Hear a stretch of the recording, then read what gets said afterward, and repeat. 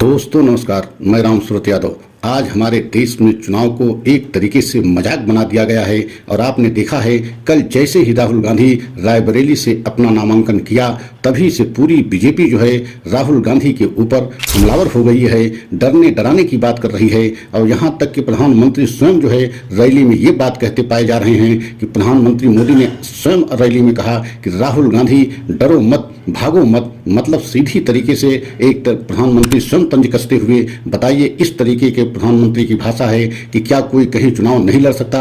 अमेठी रायबरेली में क्या मतलब है, मतलब अमेठी से भी लड़ें या रायबरेली से लड़ें या देश के किसी भी लोकसभा सीट से लड़ सकते हैं। लेकिन आपने देखा है कि प्रधानमंत्री मोदी के द्वारा पूरी बीजेपी के द्वारा किस तरीके से हमला जो है राहुल गांधी पर और कांग्रेस पर किया जा रहा है। इससे क्या साबित होता है कि क्या पूरी तरीके से बीजेपी राहुल गांधी को निशाने पर ले लिया है, क्या बीजेपी इस समय राहुल गांधी से डर रही है। यही कारण है कि पूरी बीजेपी जो है राहुल गांधी पर हमलावर हो गई है। जबकि मल्लिकार्जुन खड़गे जो कांग्रेस के राष्ट्रीय अध्यक्ष हैं उन्होंने जो है पलटवार करते हुए मोदी जी पर भी तंज कसा कि क्या आप गुजरात से भाग करके वाराणसी से चुनाव लड़ रहे हैं, 2014 से ही गुजरात से क्यों भागे हुए हैं, आप वाराणसी से चुनाव क्यों लड़ते हैं। जबकि आप तो जो है पूरे देश में गुजरात का मॉडल बताते हैं कि गुजरात में पूरी तरीके से हम विकास कर दिए हैं, वहां जो है दो तीन बार हम मुख्यमंत्री रहे, तो आप गुजरात छोड़ करके वाराणसी से उत्तर प्रदेश से चुनाव क्यों लड़ते हैं। तो सबसे पहले तो आप ही जो है भागे हुए हैं, डरे हुए हैं, मतलब आज जनता के मुद्दों की बात हो ही नहीं रही है।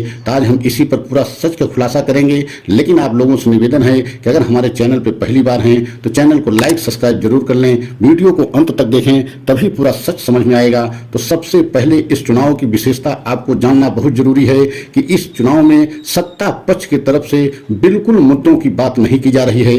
जनता से जुड़े मुद्दों की, वो चाहे महंगाई हो, चाहे बेरोजगारी हो, चाहे भ्रष्टाचार हो, इस पर कोई भी जनता से जुड़े हुए मुद्दों को खासकर प्रधानमंत्री किसी भी रैली में नहीं उठा रहे हैं कि हमने 10 वर्ष में जनता के लिए क्या क्या किया और आने वाले समय में अगर आप सभी देशवासी हमको पुनः मौका देंगे तो हम क्या करने वाले हैं। इस पर कहीं प्रधानमंत्री मोदी जी नहीं बोल रहे हैं। सिर्फ राहुल गांधी को जो है निशाने पर लेते हैं, पूरे कांग्रेस के पूर्व प्रधानमंत्रियों को निशाने पर लेते हैं और सिर्फ कांग्रेस पर तंज कसना, कांग्रेस के पूर्व प्रधानमंत्रियों पर जो है टिप्पणी करना, उनको निशाने पर लेना प्रधानमंत्री मोदी का क्या यही मुद्दा है। प्रधानमंत्री मोदी को तो हर रैली में ये बताना चाहिए कि हमने 10 वर्ष में इतना काम किया है और आने वाले समय में अगर देशवासी हमको पुनः जो है प्रधानमंत्री तीसरी बार बनाएंगे तो हम इतना और काम करने की हमारी मंशा है और ये हमारा रोड मैप है।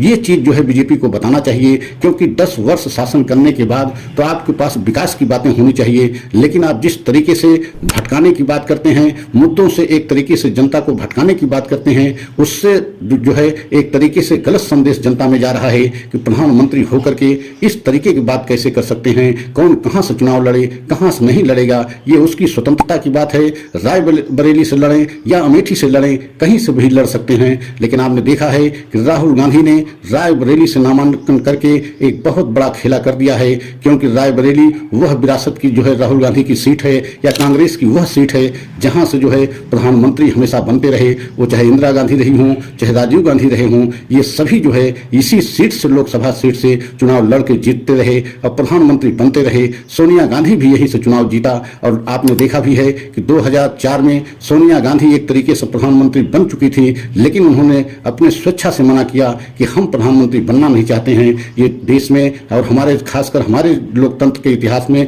पहली बार ऐसा हुआ कि जब जो किसी का चयन किया गया हो प्रधानमंत्री के लिए और उन्होंने मना किया हो कि हम प्रधानमंत्री नहीं बनना चाहते हैं, तो आप समझ सकते हैं कि सोनिया गांधी के मना करने के बाद मनमोहन सिंह प्रधानमंत्री बने थे। तो आप कल्पना कीजिए कि रायबरेली ऐसी लोकसभा की सीट है, कांग्रेस की ऐसी विरासत है कि जहां से प्रधानमंत्री ही बनते हैं, वो चाहे इंदिरा गांधी रही हों, चाहे राजीव गांधी रही हों, चाहे सोनिया गांधी रही हों। और अब चौथे पीढ़ी में एक तरीके से देखा जाए तो राहुल गांधी वहां की विरासत अब संभालेंगे। तो एक बहुत बड़ा खेला कर दिया है और जो है रायबरेली से जुड़ी हुई अमेठी की सीट है, तो इसका मतलब है कि रायबरेली और अमेठी ही नहीं बल्कि पूरे उत्तर प्रदेश में इसका असर पड़ना तय है कि क्या राहुल गांधी 4 जून को प्रधानमंत्री बनने जा रहे हैं। और ऐसा इसलिए हो रहा है कि इंडिया गठबंधन की इस बार जो लहर दिखाई दे रही है और जिस तरीके से वोट प्रतिशत में जो है बीजेपी की कमी देखी जा रही है, जो भी इंटरनल सर्वे कराए गए हैं उसमें बीजेपी को नुकसान होता दिखाई दे रहा है। और आपने यहां तक देखा है कि इस बार जो है बीजेपी को जो 2014 और 2019 की जो लहर थी थी वह बीजेपी की लहर बिल्कुल नहीं दिखाई दे रही है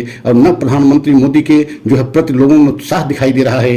यही कारण है कि इस बार बीजेपी बेहद हैरान परेशान है। खासकर जो है प्रधानमंत्री मोदी बहुत परेशान दिखाई दे रहे हैं। जिस तरीके से भाषा का इस्तेमाल कर रहे हैं, लगता नहीं कि ये एक प्रधानमंत्री का जो है ये भाषा हो सकती है। आपने देखा भी है कि अरविंद केजरीवाल को लेकर के भी अब सुप्रीम कोर्ट से तस्वीर साफ होती दिखाई दे रही है और पूरी तरीके से अब अरविंद केजरीवाल को 7 मई को पूरी तरीके से उम्मीद है कि बिल उनको मंजूर हो जाएगी और वो भी बाहर आ जाएंगे। तो आप समझ सकते हैं कि बीजेपी को हर तरफ से झटका ही झटका लग रहा है, जबकि बीजेपी ओईडी नहीं चाह रही थी कि केजरीवाल चुनाव के दौरान जो है बाहर आ सके। लेकिन आपने देखा है मैराथन सुनवाई के बाद जो है सुप्रीम कोर्ट ने स्पष्ट संकेत दे दिया कि हम जो है बिल मतलब जमानत पर विचार करेंगे और 7 मई को पूरी तैयारी के साथ जो है ईडी के वकील से कहा गया है कि आप पूरी तैयारी के साथ जो है 7 मई को आए। और अभिषेक मनु सिंघवी जो केजरीवाल के वकील हैं उनसे भी कहा गया है कि आप भी पूरी तैयारी से आइए, हम जो है जमानत याचिका पर सुनवाई करेंगे